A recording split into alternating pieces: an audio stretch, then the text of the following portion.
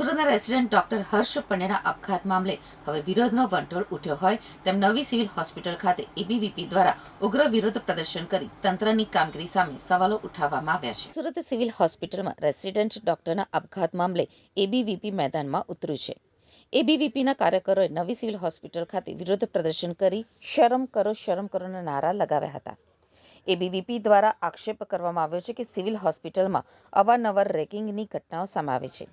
તેમ છતાં તંત્ર દ્વારા સમયસર પગલાં કેમ લેવામાં આવતા નથી.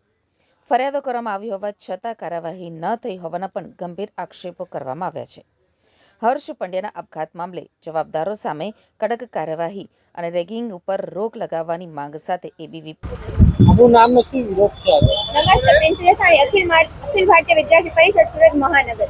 આજ રોજ અખિલ ભારતીય વિદ્યાર્થી પરિષદ દ્વારા અહીં સિવિલ હોસ્પિટલમાં આવેદન આપવામાં આવી રહ્યું છે કે એ આવેદન કેટલા માટે છે કે અહીંયાનો વિદ્યાર્થી, એક પોસ્ટ ગ્રેજ્યુએશનનો વિદ્યાર્થી, એ વિદ્યાર્થી ઉપર સતત ઘણા દિવસથી ટોર્ચર કરવામાં આવી રહ્યું છે, એનું રેગિંગ થઈ રહ્યું છે અને એટલી હદે એને ત્રાસ આપવામાં આવ્યો છે કે એ વિદ્યાર્થી રાત દિવસ સૂઈ નથી શક્યો અને એ વિદ્યાર્થીએ છેલ્લે એન્ડમાં એટલી હદે કંટાળી ગયો કે એને સુસાઇડ કરી લીધું છે.